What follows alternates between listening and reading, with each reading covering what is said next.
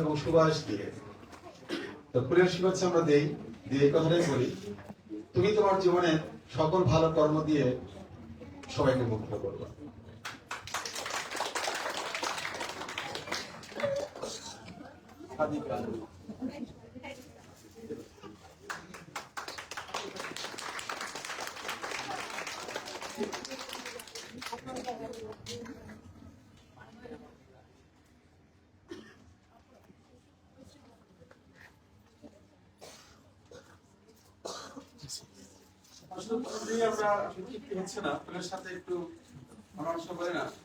যে আপনার চা খাবেন বা চা তো খাবো, চা খাবেন না তো চার সঙ্গে টা, তো ফুলের সাথে টুল নাকি, অর্থাৎ সামান্য উপকার। আর ফুলটা তুমি যে নিয়েছো সে ফুলটা রাখো কই? তোমার পাশে ফুলদানি আছে আমি জানি, কিন্তু আমি একটা ফুলদানি দিয়ে দিলাম।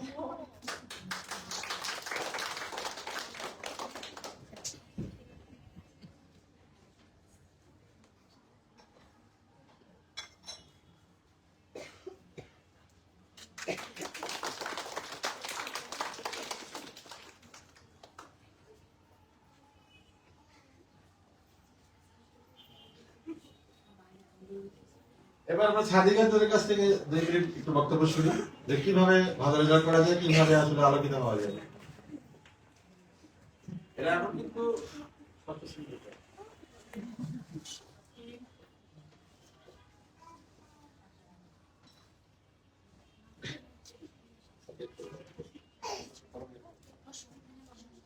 Most respected teachers, most respected guardians, and my little fellows, I want to say.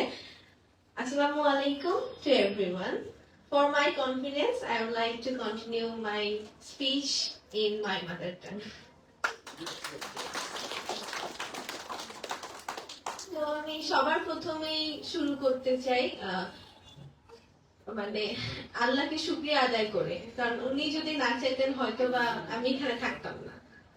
তো এটাই আমি সবার আগে, সবকিছুর আগে সবসময় আল্লাহর কাছে শুকরিয়া আদায় করা উচিত যে হ্যাঁ আল্লাহ আমাদেরকে দিবেন। তো এই জন্য আমাদের সবসময় উচিত যে হ্যাঁ আল্লাহর কাছে প্রে করা যে আল্লাহ আমাদেরকে দিয়ে। কারণ আমি যখন প্রথমেই কোচিংটা স্টার্ট করি, তো আমার অবস্থা খুব বেশি একটা মানে ভালো ছিল না, মানে আমি যেরকম চাইতাম ওরকম হতো না সবকিছু। মানুষ যাতে সবসময় তা হয় না, আমি পাশে থেকে অনেক কান্নাকাটি করতাম। তো তখন আমার কাজ ছিল একটাই যে হ্যাঁ আমি সবসময় মানে পড়ালেখার চেয়ে বেশি সার্চ করতাম, যে যে মিরাকুলাস দোয়া এরকম সার্চ করতাম, দোয়া ফর সাকসেস এরকম। তো তখন আমাকে আমার বাবা হুট করে এসে বলেছে, মা তুমি যদি বিশ্বাসের সাথে যদি সবকিছু করো তখন দেখবা যে সেটা হয়ে যাবে, আর আল্লাহ তো ইম্পসিবলকে পসিবলই করে। তো আমি যখন পরীক্ষার হলে গেলাম তখন ফার্স্টে দেখি কোশ্চেনটা একটু টাফ ছিল। তো আমাকে মানে বাবা বাহির থেকে শিখাই দিল যে মা তুমি কিছুই না, তুমি যখন আটকে যাবা তখন জাস্ট বলবা যে ও Allah please make the impossible possible for me. এরকম আসলে আমি যখন মানে ইট রিয়েলি ওয়ার্কস, আমি যখন বললাম তখন মানে আসলে আমার স্পিডটা বেড়ে গেল। তো এই জন্য আমি সবাইকে বলবো যে সবকিছুর আগে আল্লাহ মহান, সবকিছুর আগে সবসময় যখন যেখানে যে সিচুয়েশনে আমরা আটকে যাবো সবসময় আল্লাহ। এটা আমি আমার ছোট ছোট ভাই বোনদেরকে আর কি বলতে চাই, এটাই। আর আমি অনেক বেশি থ্যাঙ্কস দিতে চাই স্যারকে, উনি রিয়েলি আমাকে অনেক হেল্প করেছে সবকিছুতে। শুধু এখন অনেকে থাকে যে হ্যাঁ বলে জাস্ট বলার জন্য, না আমি বলার জন্য বলতে চাচ্ছি না, রিয়েলি আকমল স্যার মানে রিয়েলি গুড, মানে আমার খুবই ফেভারিট একজন মানুষ। আর নেক্সট হাল্লা স্যার, ওনাকে আমি কখনোই স্যার খুব বেশি একটা বলি না, মামা বলতে চাই। তো আজকে যে আমাকে এখানে ডেকেছেন, মানে এত মহান আমি কিছু না, কিন্তু আমাকে এখানে সম্মানিত করার জন্য আমি অনেক বেশি honoured. Thank you sir, thank you sir, thank you everyone. সত্যিকার অর্থে ও এত বিলিয়ন ছিল, ইটুতে পড়তো একসময় এখানে রাজুকের স্টুডেন্ট, এবং প্রত্যেকটা শিক্ষক চিন্তা ভাবনা করে যেতেন ওই ক্লাসে যে ওখানে ঐশী নামে একটা মেয়ে আছে যে কিনা দুষ্টুমি করে, পাশাপাশি এমন জিজ্ঞাসাবাদ করে যে প্রিপারেশন নিয়েই যেতে হবে, এবং সে করতে হতো। এটা একটা ব্যাপার। একটা হচ্ছে যে ওর মা বা ওই আপু এত বেশি পরিশ্রম করেছে তার মেয়েদের জন্য, এটা মানে বলার বাইরে আর কি, এতটাই করেছে। তো সেক্ষেত্রে স্যারকে অনুরোধ করবো যে আপুর কাছ থেকে কিছু কি বলা যায়, তার এত বেশি ভালো লাগে মা হিসেবে, রাইট, খুবই জরুরি। কারণ হচ্ছে ওই আপুর সাথে আমাদের অনেক কথা হয়েছে ওই সময়, এবং আমাদের ওই সময়টা ছিল গোল্ডেন টাইম বলা চলে। হ্যাঁ, আর স্যার আমি আরেকটা ব্যাপার বলবো এরকম যে আমার অভিভাবক ছিলেন, এরপরে আপু করে ডাকা বা তারপরে ভাই বলে আমাকে সম্বোধন করা, এবং ওনার পারিবারিক সকল ব্যাপারে আমাকে তথ্য দেয়া, আমি নিজে দেয়া, সব মিলে আপু বোধহয় একটা কাজ করলো, কোনো একটা সৌজন্য বোধের কারণে আমাকে বললো যে আমি আপনাকে একটু খাওয়াবো।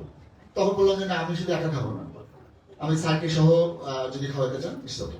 পরবর্তীতে সোফার আমার যদি মনে থাকে ঠিক আছে যে রান্না করে সেই খাবার আমাদের এখানে অফিসে নিয়ে আসছিলাম, স্যার আপনার মনে আছে?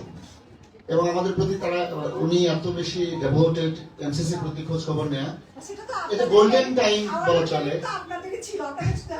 হ্যাঁ, আর এত বেশি আমাদের প্রতি ওই যে সম্মানের যে জায়গাটা, হ্যাঁ, যখন অনেকেই অনেক খুব একটা ভালো আচরণ যখন পাই না, তখন ওনাদের কথা মনে করি যে না, হয়তো ইনি এমন করেছে, এক্স ওয়াই জেড করেছে, কিন্তু ওই যে ঐশীর মা আছে, ওরা তো অনেক অনেক সম্মান করে, আমাদেরকে অনেক শ্রদ্ধা করে, তখন এটা ভুলে যাই। এনিওয়ে, জি স্যার।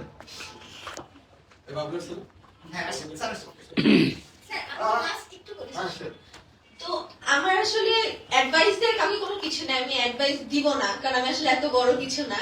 জাস্ট আমি এটাই বলতে চাই যে আজকে আমি দুপুরবেলা বাবার সাথে এটাই বসে আলোচনা করছিলাম যে বাবা, মানুষটা ততদিন পর্যন্ত বেঁচে থাকে যতদিন পর্যন্ত কিছুই না, মানুষের বেঁচে থাকার জন্য কিছু লাগে না, শুধু একটা জিনিস লাগে, সেটা হচ্ছে ড্রিম অ্যান্ড স্ট্রং উইল পাওয়ার। তো হয়তোবা আমি জানি না কেমন কি হলো, কিন্তু হয়তোবা আমার ড্রিম আমাকে আজকে এই পর্যন্ত নিয়ে আসছে। তো সবার উচিত যে ড্রিম দেখা, so dream big and go for it. And লাস্টে বলবো যে কোনো কিছুই না লাইফে ব্যর্থতা না, মনে রাখবো আল্লাহ একটা জিনিস দেয়নি, দিবে। So life goes on. Thank you.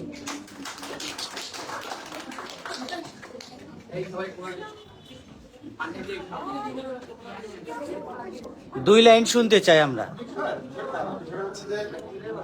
আসলে মার জায়গা থেকে আসলে একদম সব মায়েরও স্বপ্ন থাকে, সব মায়ের তো চেয়ারটা ছেলে মেয়েটা ভালো কিছু করবে। তো মার জায়গা থেকে আসলে রেসপন্সিবিলিটিটা বা ডিউটিটা বা দায়িত্বটা কি করলে ভালো হয়, তো মা কি করলে আসলে ভালো করা যায়, একটা বাচ্চা ভালো করতে পারে, আপনি কি করেছেন তা বললেই হবে। সবাইকে আসসালামু আলাইকুম। আসলে আমি তেমন কথা বলতে পারি না, তারপরে বলি, সব মা বাবা সব সন্তানের জন্য বেস্টটা চায়, এটা আমি মা হিসেবে জানি, বুঝি। আর কোনো মাই তার পরিশ্রম কম করে না, বাচ্চা পড়তে নিলে সব মাই পাশে বসে থাকে এবং রাত জাগে, সবকিছুই করে। তার সেরাটা মনে হয় যে টুকরা ধরে ছিঁড়ে নিয়ে এসে তার বাচ্চাকে দিতে চায়, সেরকম আমিও সেরকম। শুধু একটা জিনিস, আমি আর ওর বাবা, মানে আমার মেয়ের কথা শুনে হয়তো বুঝতে পেরেছেন সে তার বাবার সাথে অনেক ফ্রেন্ডলি, আমার চেয়ে বেশি তার বাবার সাথে সবকিছু শেয়ার করে।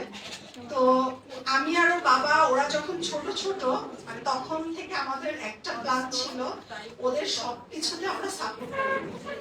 আজকে ওরা বলবে যে বাবা আমি এটা করতে চাই না, ওকে দরকার নাই বাবা, তুমি পারো না, দরকার নাই। তো আমরা শুধু এটাই ওদেরকে মানে মেন্টালি সাপোর্ট করেছি। ও যখন বলেছে বাবা আমাকে তো হচ্ছে না, আমার কাছে কঠিন লাগছে, ওকে ঠিক আছে তোমার হবে না হবে না। যখন ক্যারেট কোচিং করতো ও তো খুবই চঞ্চল ছিল, স্যার বললো না যে ও অনেক চঞ্চল ছিল, এবং প্রতিটা টিচারকে খুবই জ্বালাইতো, ক্লাসে বান্ধবীদের জ্বালাইতো, ফ্রেন্ডদের জ্বালাইতো। তার মাঝে মধ্যে বাবাকে বলতাম যে আমি ক্যারেট কোচিং এর নিচে দাঁড়াইলে সব বাচ্চারা এসে আমাকে বলে আন্টি দেখেন এখানে কোচা মারছে, আন্টি দেখেন এখানে কোচা মারছে, আমি তোমার মেয়েকে নিতে যাবো না, তুমি যাও। তোর বাবা নিতে আসতো। তো মাঝে মধ্যে বলতাম আম্মু আমার হচ্ছে ভালো লাগে, ক্যারেট কোচিং করতে ভালো লাগে, কিন্তু আমি মনে হয় চান্স নাও পেতে পারি, ভালো নাও করতে পারি। যখন মাঝে মধ্যে খারাপ করতো, মোস্ট অফ দ্য টাইম সে ভালো করতো, স্কুল কলেজ ছোটবেলা থেকে মানে খুব বাধ্য বাচ্চা ছিল, খুবই ভালো করতো, কিন্তু মাঝে মধ্যে যখন খারাপ করতো সে নিজেই বুঝতো যে আমাকে দিয়ে হয়তো হবে না। আমার বাবা মা যদি হতাশ হয় বলতো যে বাবা আমাকে দিয়ে যদি না হয় তাহলে কি হবে। আমি ওর বাবা বলতাম ওকে তুমি ছেড়ে দিতে চাচ্ছ, বলে না আমার ক্যারেট কোচিং করতে ভালো লাগে আমি করি। ঠিক আছে বাবা তুমি করো, তোমার দরকার নাই, তোমার চান্স পাও, যদি তুমি পাও আমরা দিব না তোমাকে। তুমি হচ্ছে করো, কোচিং করো। তো আস্তে আস্তে এইটুকু আমরা মেন্টালি ওকে সাপোর্ট দিয়েছি, দুই বোনকে। এখন আমার একটা মেয়ে কিন্তু ক্যাডেট কোচিং করেছে, কিন্তু ক্যাডেট কলেজে পড়ে না। বাট আমি বলবো যে আমার এইটার চেয়ে ওটা আরো ভালো, কারণ ও আরো লক্ষ্মী। তো সব মিলে হচ্ছে বাচ্চাকে সাপোর্ট করলে ইনশাল্লাহ, সব বাবা মাই হয়তো করে, কিন্তু হয়তো অনেক সময় একটু রাগ হয়, আমাদেরও হয়, জিদ হয়, রাগ হয়, বকা দিয়ে ফেলি। তো ওটার চেয়ে বেশি নরম হয়ে মনে হয় ওকে সাপোর্ট করলে, তুমি যেটা পারবা না সেটা পারবা না, ওকে বাবা তুমি ব্যাক করে, এটা মনে হয় বেটার হয়। আর এইটুকুই, তাছাড়া সব বাবা মাই তার বাচ্চাটাকে সেরা দেয়, সেরা যত্ন করে, সাপোর্ট করে, সবই করে। জাস্ট অনেকের ক্ষেত্রে ধারণ মানে ভিন্ন ভিন্ন রকম হয়, এই কারণে মানুষ মনে করে ওর বাবা মনে হয় না কি করছে যার কারণে বাচ্চা এতদূর আসছে। না, তা না, সবাই সমানই করে। মানে পার্থক্যটা এটাই যে বাচ্চাকে মেন্টালি সাপোর্ট দেওয়া পছন্দ করতে পারে। এতটুকু আপনারা করবেন, ইনশাল্লাহ বাচ্চা মানে বুয়েটে চান্স পেতে হবে, ক্যাডেট কোচিং এ চান্স পেতে হবে, ঢাকা ইউনিভার্সিটিতে চান্স পেতে হবে, এটা না, বাচ্চা কোনো না কোনো জায়গায় যায় সফলতা অর্জন করবে এবং বাবা মাকে রেসপেক্ট করবে, আশেপাশে সবাইকে রেসপেক্ট করবে। বাচ্চার সফলতা শুধু কোথাও না কোথাও চান্স পাওয়া বা ভালো কিছু করা না, বাচ্চার সফলতা হচ্ছে আমার বাচ্চাটা সে মন মানসিকতা কতটুকু বড় হতে পারবে। এইটা একটা স্যারকে থ্যাংক ইউ। কষ্ট দিচ্ছেন। এই যদি হয় কথা বলতে পারি না, আল্লাহ জানে যদি পারতো কি হতো। ওনার জন্য তালি হোক সুন্দর করে। তোমার পরে আগে জন্য তালি দাও, মাশাআল্লাহ। আপনি কথা বলতে পারেন না, যা বলেছেন যদি লেগে থাকে তো এটা আমাদের কাছে অনুসরণ হয়ে থাকবে।